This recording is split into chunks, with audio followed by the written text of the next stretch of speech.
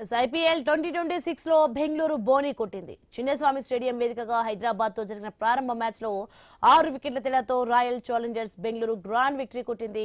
Sun Risers విధించిన 201 పరుగుల లక్ష్యాన్ని ఈజీగా ఛేదించింది. వేలాది మంది ప్రేక్షకుల మధ్య సమష్టి ప్రదర్శనతో సత్తా చాటుతూ ఆర్సీబీ 6 వికెట్ల తేడాతో సన్ రైజర్స్ హైదరాబాద్ పై ఘన విజయం సాధించింది. సుదీర్ఘ నిరీక్షణకు తెరదించుతూ నేడు సీజన్ లో ఐపీఎల్ టైటిల్ ను తొలిసారి ముద్దాడిన ఆర్సీబీ ఛాంపియన్ ఆటతీరు కనబరిచింది. టాస్ గెలిచిన RCB captain Rajat Patidar Hyderabad batting కు ఆహ్వానించాడు.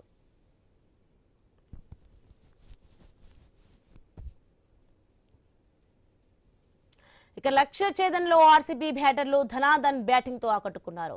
ఫామ్ లేమితో సతమతమవుతున్న ఫిల్ సాల్ట్, నితీష్ కుమార్ రెడ్డా బౌలింగ్ లో బౌండరీలతో విరుచుకుపడ్డా అదే జోరు కొనసాగించలేకపోయాడు. ఇక ఉన్నత్ ఖట్ రెండో ఓవర్లో భారీ షాట్ ఆడబోయిన సాల్ట్ మిడాఫ్ లో క్లాసెన్ చేతికి చిక్కాడు. ఒకే క్యాచ్ కోసం ఇద్దరు ప్రయత్నించినా ఆఖరికి క్లాసెన్ కే దక్కడంతో హైదరాబాద్ ఊపిరి పీల్చుకుంది.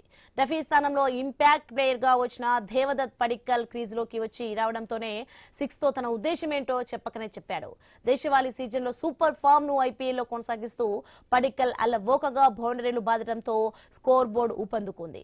మరో ఎండ్ లో కోహ్లీ కూడా బ్యాట్ జులిపించడంతో పరుగుల రాక సులువైంది. డేవిడ్ పైన్ 4వ ఓవర్లో పడిక్కల్ విశ్వరూపం చూపించాడు. 2 భారీ 6లు, ఓ 4 తో పడిక్కల్ 18 పరుగులు పిండుకున్నాడు. మరుసటి ఓవర్లో తన వంతు అంటూ కోహ్లీ కూడా రెచ్చిపోవడంతో 50 పరుగుల భాగస్వామ్యం ఏర్పడింది.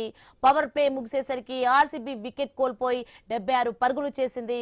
ఇక 28 పరుగుల వ్యక్తిగత స్కోర్ వద్ద అవుట్ అయ్యే ప్రమాదం నుంచి కోహ్లీ బయటపడగా 8.1 ఓవర్లలో ఆర్సీబీ 100 పరుగుల మార్క్ అందుకుంది. ఇక ఇన్నింగ్స్ ఊపందుకుంటున్న తరుణంలో అప్పటికే అర్ధ సెంచరీ పూర్తి చేసుకున్న పడిక్కల్ దూబే బౌలింగ్ లో అవుట్ కావడంతో రెండో వికెట్ కు 101 పరుగుల భాగస్వామ్యానికి తెరపడింది. ఇక ఆ తర్వాత ఇన్నింగ్స్ బాధ్యతను తీసుకున్న కోహ్లీ కెప్టెన్ పాటిదార్ తో కలిసి ముందుకు నడిపించాడు. అయితే పైన్ బౌలింగ్ లో పాటిదార్, జితేష్ వెంటనే అవుట్ అయిన ఆఖర్లో డేవిడ్ తో కలిసి కోహ్లీ గెలుపు తీరాలకు చేర్చాడు.